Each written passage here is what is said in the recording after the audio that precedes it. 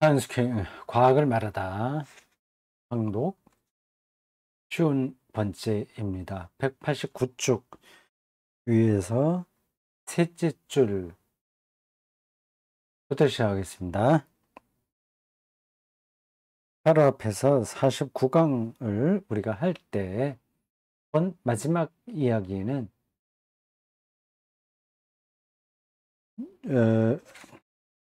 뉴욕 타임즈에 실린 한 보도였습니다. 우주 탐색을 많이 했는데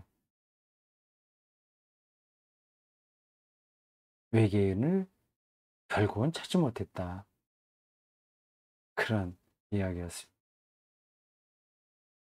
이 기사는 기이한 지구라는 도발적 제목의 최신 천문학 논문을 근거로 작성되었다. 이 논문의 저자는 지구가 정말 기이하죠. 정말 특별합니다. 이 논문의 저자는 대량 멸종, 특히 공룡 전문가이며 고생물학자인 피터 워드와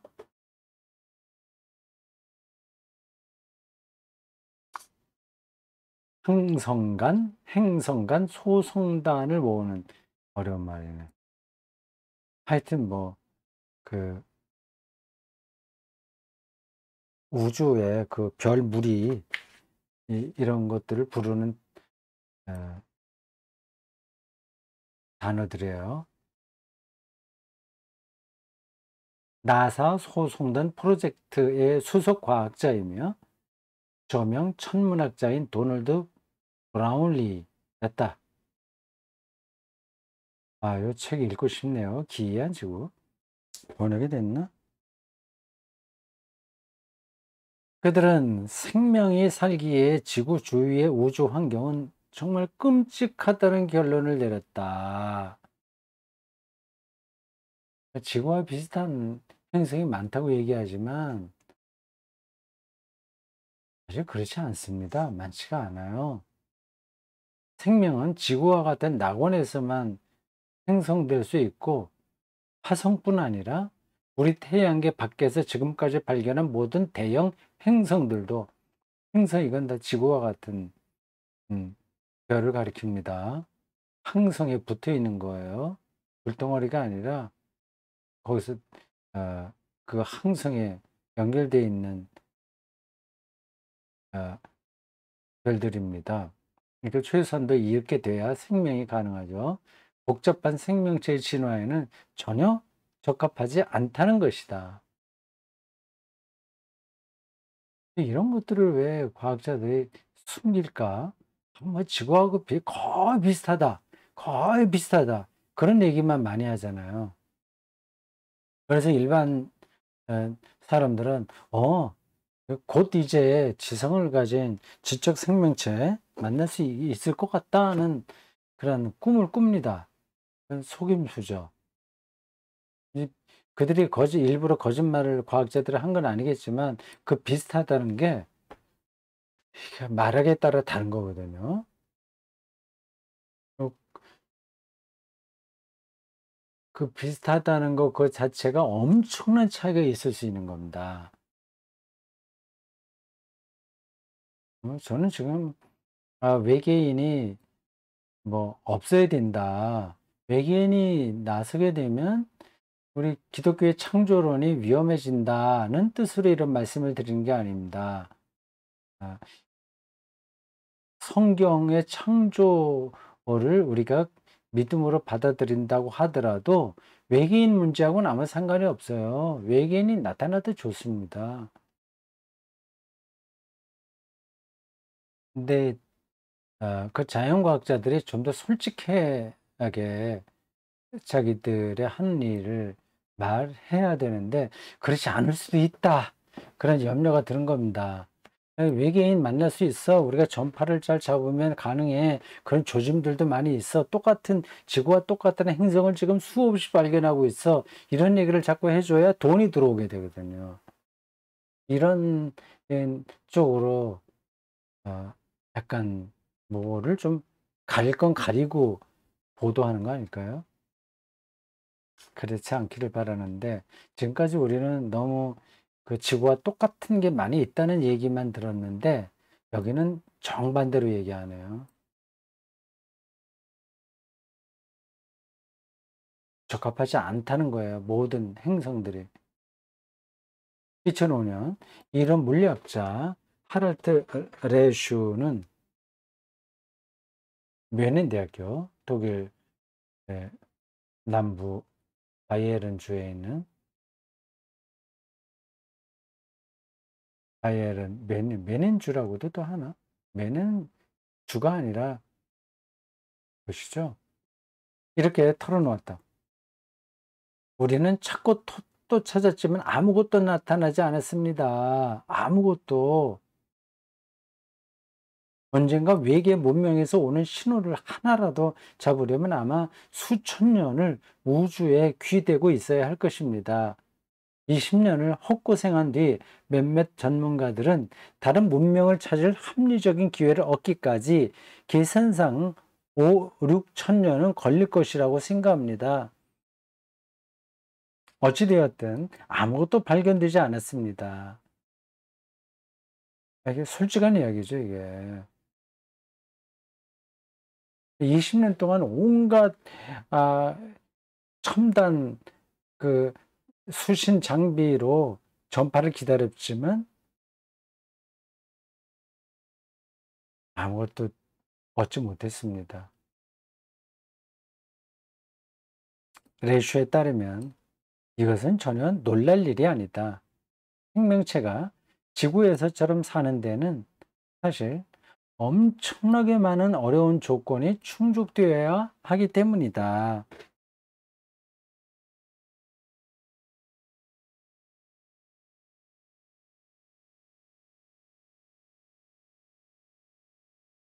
엄청나게 많은 조건. 그건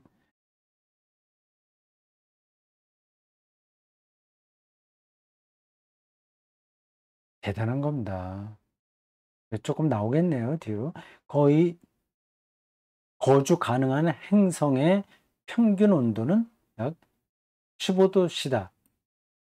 태양 근처를 공존하는 뜨거운 금성, 수성, 금성 할 때 수성은 말할 것도 없이 금성은 표면 온도 450도씨인데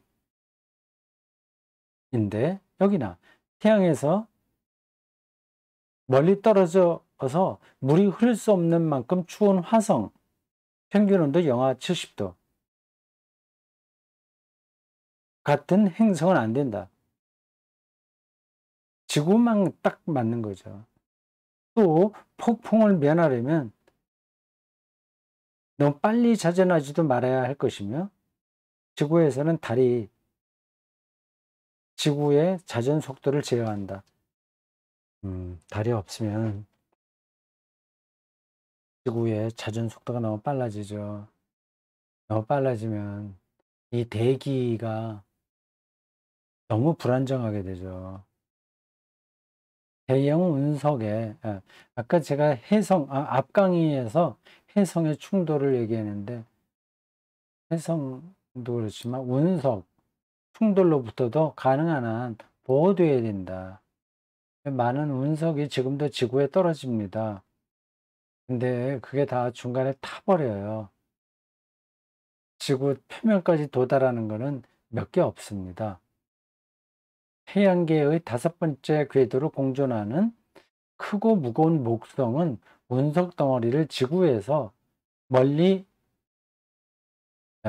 이격시키는 굿이란다. 이격이 뭐야? 멀리 물리친다는 거죠. 그 목성이 지구를 좀 안전하게 지킨다는 겁니다. 운석의 공격으로부터 지구를 지키는 역할을 목성이 한다는 거죠. 특이하죠? 이런 건 처음 들었네. 사실 행성에서 생명체가 살 수 있는 조건에 대해 깊이 생각할수록 우리 주변에 외계 생명체가 존재할 가능성은 더욱 희박해진다. 참 우주에서 지구에만 생명체가 있다면 참 외롭죠. 너무 외롭지. 차라리 외계인이 있으면 좋겠습니다. 근데 그 조건이 우리가 아는 한 솔직하게 얘기하면 어렵다. 과학자들은 자꾸만 그럴듯한 말로 있는 것처럼 시간만 조금 지나면 곧 만날 수 있을 것처럼 지금도 뭐 그 UFO 뭐 사진 찍었다고 계속 이건 그치질 않아요. 계속돼요. 그럼 어떤 정략적인 건지 뭔지 모르겠습니다. 장사하려고 하나?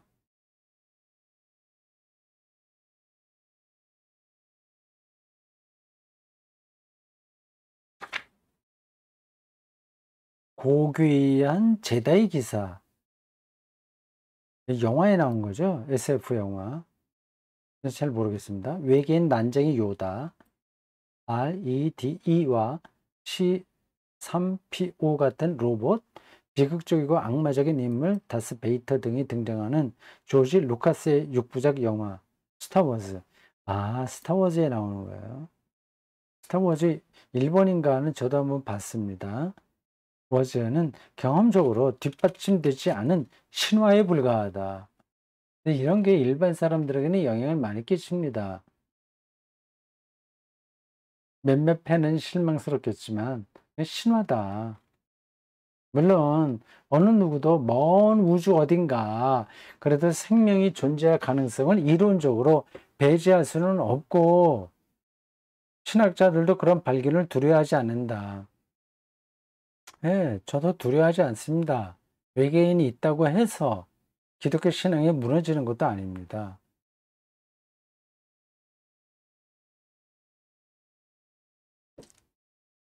우리 인간은 기본적 삶의 기반마저 위협받는 지구라는 행성에 살고 있다. 지구가 이제 생명이 살 수 없는 별이 된다면 우주 전체의 생명이 완전히 사라지는 것일지도 몰라요. 뭐 앞으로 45억 년 지나면 결국 태양과 모든 거기에 속해 있는 행성들도 다 사라지는 거 아니냐. 그런 말도 가능합니다. 그건 맞는 이야기고요.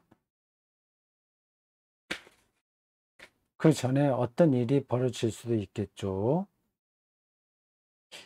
우리에게 외계 생명의 존재는 2004년 9월 언론 매체를 강타한 뉴스만큼이나 심각하다. 유럽의 한 위성이 가장 강력한 은하 충돌 중 하나를 촬영한 사건이 그것이다. 그런데 수천의 은하가 어디서 충돌했는가? 한 측소의 발표에 따르면 8억 광년이나 떨어진 곳이었다. 아, 은하 충돌, 은하가 충돌한다. 그러니까 우리가 태양이 있는 이 은하계와 뭐 안드로메다 또 하나의 은하계가 확 부닥치는 겁니다. 별과 별이 부닥치는 정도가 아니라 은하가 부닥치는 거예요. 그거를 관측했습니까? 대단하네. 8억 광년 떨어진 곳입니다. 어마어마한 거리죠. 그러니 걱정할 것 없다. 원반형 우리 은하의 직경이 10만 광년에 불과하다는 것. 은하계, 예, 우리 태양이 있는 은하계를 관통하려면 10만 광년. 야, 대단한 거리입니다. 즉, 빛의 신호가 한 끝에서 다른 끝까지 가는데 10만 년이 걸린다는 것을 생각하면 허리케인을 방불케 하는 이런 사태는 상당히 먼 우주에서 벌어진다. 별로 영향이 없는 거죠. 가장 가까운 은하, 거대 은하, 안드로메다 성운도 220만 광년이나 떨어져 있다. 네, 거기서 안드로메다 성운의 어떤 별빛이 우리에게까지 오려면 220만 년 걸린다는 거 아닙니까? 오늘 허블, 그러니까 한 그 문명권이 100만 년 정도만 지속하다가 없어진다면, 그러면 이게 서로 만날 수가 없는 거예요. 안드로메다에 있는 문명권이 우리와 똑같은 시간에 만날 수가 없잖아요. 그들이 출발해서 오게 되면, 그럼 우리 220만 년 후나 그 이 빛으로 속도에서 만날 수 있으니까요. 이 위성을 타고 오면 더 걸리니까 이건 아예 말이 안 됩니다. 빛의 속도로만 하더라도 안 되는 얘기인데, 위성을 탄다면 빛보다 아무리 빨리 가도 빛을 따라가겠습니까? 오늘 허블 망원경이 찍는 놀라운 사진은 사실 220만 년 전 안드로메다 성운에서 일어난 일이다. 이제 지금 아까 보여드린 그 그림, 그 사진이요. 이, 이 책에 실려 있는 거, 이 그림. 그리고 여기에 있는 이런, 이 책에 밑 있는 이런 그림도 이게 다 성운인데 안드로메다 그림일 겁니다. 가장 가까운 데 있는 게 안드로메다인데.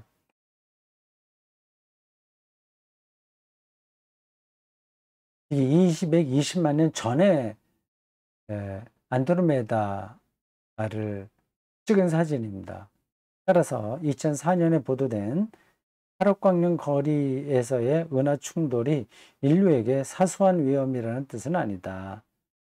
그렇다고 난리치거나 값비싼 우주 장비를 확충할 이유가 될 수는 없다. 그래, 우주 소음길에 부닥치니까 큰일 났다.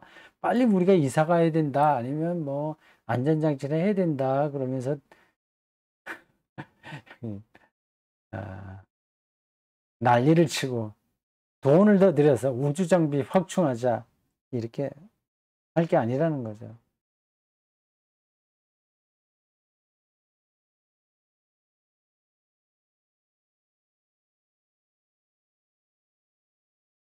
최근 화성 탐사 결과 대기가 희박한 이 붉은 행성에 탄소는 풍부하지만 물이 흐르지 않아 박테리아나 바이러스 이상의 복잡한 생명체가 존재하지 않는다는 결론을 내렸다. 탐사선 호이긴스의 정보에 따르면 토성의 어떤 타이탄에 갔죠. 토성의 위성 타이탄에는 지구와 유사한 물리적 활동만 일어날 뿐이다. 강수, 침식, 유수 흔적은 있지만 이 춥고 낯선, 그게 정말 추울 겁니다. 그 위성의 화학적 과정들은 근본적으로 다르다. 영하 170도에서는 액체와 기체 형태의 메탄만 존재할 뿐 물은 존재하지 않는다.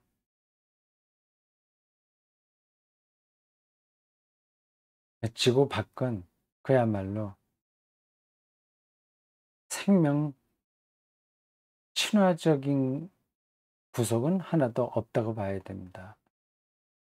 이 질문은 더욱 다급해진다. 어떤 질문일까요? 그러한 우주 조건인데 도대체 지구에서 생명은 어떻게 생겨났는가? 네, 두 번째 질문으로 넘어가네요. 텍스트 여기서도 제목을 2부로 바꿔, 이제 1장이 아니라 2장으로 넘어와서 생명은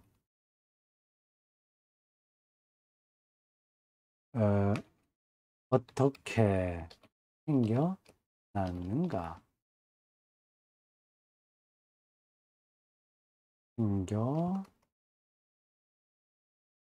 생겨났는가? 바뀌어야 됩니다.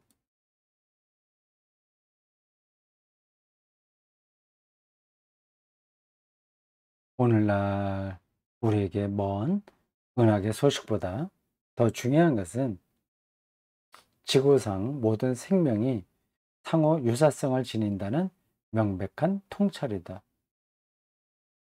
예, 우주 어딘가에 지구와 비슷한 행성이 있다는 것을 찾는 그 노력보다도 더 중요한 건 지구예요. 여기서 우리가 어떻게 생명이 유기적으로 연관되어 있는지를 잘 파악해서 이 생명 친화적 유일한 행성인 지구가 더 생명 친화적으로 나아갈 수 있도록 준비를 하는 거죠. 그러니까 이 우주 여행 이것은 우리의 SF 영화로서 호기심을 끌질 모르나 그렇게 우리가 투자할 만한, 예, 거기에 에너지를 투자할 만한, 하긴 해야 되는데 그걸 하지 말자는 얘기 아니라 더 시급한 문제를 내버려 두고 거기에 너무 지나치게 투자할 필요는 없다는 겁니다. 적절하게 우리의 힘을 나눠서 해야 되겠죠. 한 나라의 재정도 국방비 얼마 가냐, 복지 얼마 할 거냐, 교육에 어떻게 투자하냐, 그걸 균형 있게 해야 되는데 이게 군사비로 더 많이 지출한다면 그건 좀 다시 생각해 봐야죠. 생명은 모두 같은 기원을 가진 것으로 추정되는 좌회전성 분자. 아, 그런가요? 생물학에 관한 겁니다. 우회전성 분자는 없다. 우회전. 이렇게 도는 게 우회전이죠. 제가 볼 때. 우회전. 시계 방향의 우회전이네. 근데 생명 분자들은 다 좌회전을 한다는 거 아니에요? 처음 들은 얘기네. 무엇보다도 모든 생물은 네 가지 동일한 기본 요소를 나타내는 유전자로 구성된다. 생명을 정의하려고 애쓰는 것보다, 외계 생명을 찾아다니는 것보다 오늘날 우리 인간에게 더 중요한 일은 바로 생명의 생성에 관한 제3의 문제다. 제3의 문제, 이게 무슨 말이에요?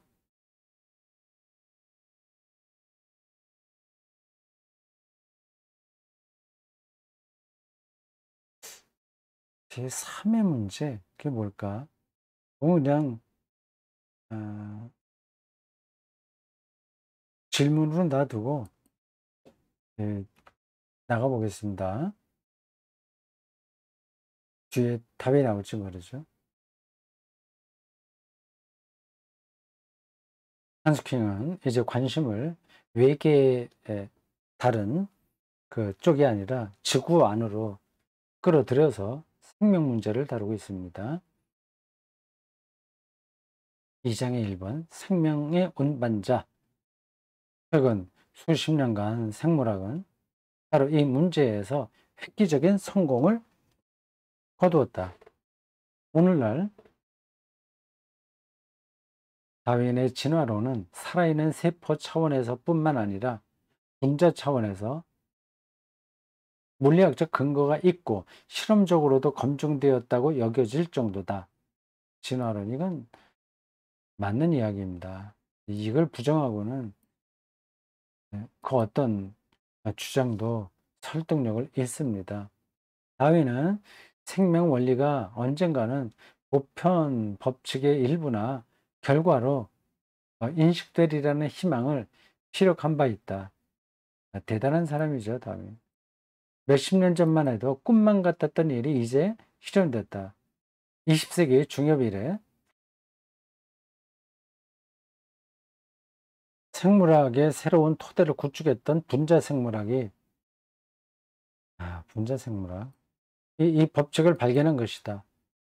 1953년 제임스 왓슨과 프랜시스 크릭은 유전 물질의 구조에 관한 이중 나선 모형을 제시했고, 그 그림은 좀 본 것 같습니다. 이 꾸불꾸불, 옆으로 막 이렇게 휘어진 나선 모양의 유전자 구조요. 이 업적으로 1962년 노벨상을 받았다. 이로써 얼마 전 물리학이 양자역학으로 혁명을 일으켰듯이 생물학도 혁명을 일으키게 되었다. 이 생물학, 물리학 참 재밌을 것 같아요.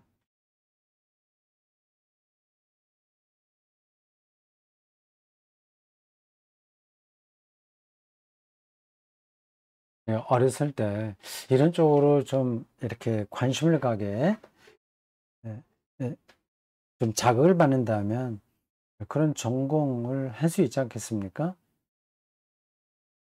이제 우리나라 교육의 문제가 거기에 있는 것 같아요. 모든 청소년들, 중고등학생들을 획일화 시키는 거죠. 수능 점수를 얼마나 받느냐 하는데 몰입해 있으니까 학생들이 뭐를 전공해야 되는지에 대해서는 별로 깊이 생각하지 않게 됩니다. 재미가 있어야지 전공하고 싶잖아요. 돈벌이, 이 연봉에만 다 매달려 있으니까. 이걸 어떻게 극복할 수 있을까요? 연봉이 좀 적더라도 이렇게 생물학을 전공하는 학생들이 많이 늘어나야 되지 않겠습니까? 기초과학이죠. 뭐 그것만이 아니라 뭐 두루두루 많이 있습니다. 다른 사람처럼 아주 높은 연봉을 받지 못해도 행복할 수 있다는 생각을 청소년 시절에 해야 되지 않습니까?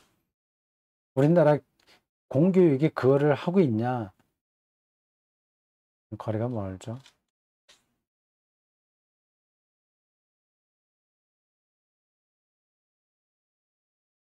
제가 다시 뭐 흔한 얘기로 그러한 어린 시절로 돌아갈 수 있다면 뭐 생물학, 뭐 심리학, 뭐 고고학 이런 거 전공하고 싶어요. 할 수 있을 것 같습니다. 근데 뭐 제 어린 시절을 들어보니까 뭐 그런 거 자극을 받지 못했어요. 뭐 그때는 뭐 옛날 얘기 또 할 필요는 없긴 한데 생존 자체가 어려웠을 때니까 그냥 먹고 사는 문제만 그냥 숨 쉬고 예, 입에 풀칠하는 거 여기에 다 떨어져 있어서 이, 이 전문적인 영역 이것에 대한 생각은 나올 수가 없었습니다. 박테리아와 바이러스에서 발견된 것은 이런 것들이 재밌어져야 되는데 박테리아와 바이러스에서 발견된 것은 더 고등한 유기체, 추측건데 지구상 모든 생명체에도 적용된다. 이게 다 연결되어 있으니까. 박테리아, 바이러스와 뭐 고등 생명체까지. 생명과 그 근본 특징의 기초 운반자는 핵산과 단백질이라는 두 종의 고분자로 나선형 사다리를 포갠 형태를 띈다. 이것이 바로 그 아주 유명한 DNA 이중 구조. 그 사진을 언제 한번 제가 보여드려야 되겠는데 이중 구조다. 그것의 기능을 간략히 묘사하면 다음과 같다.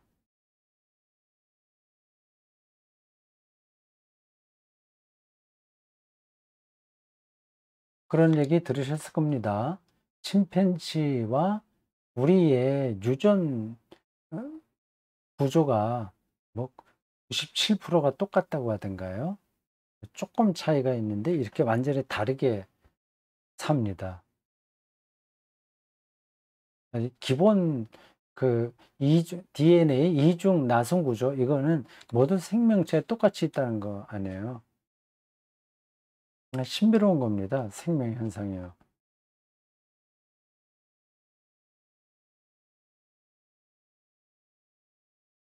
유기체의 유전 특성의 운반자는 그걸 그림으로 좀 보긴 해야 되겠는데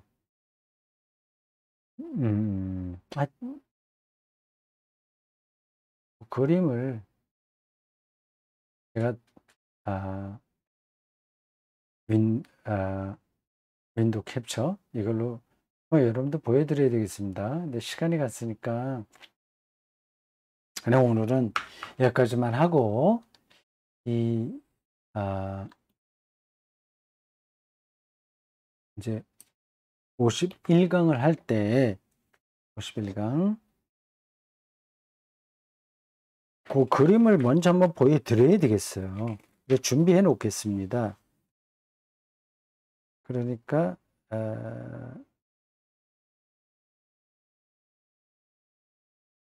0, 5, 1 이게 192쪽이네요. 92쪽 얘기할 때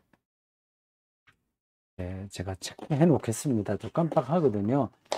이 이중 DNA 보자. DNA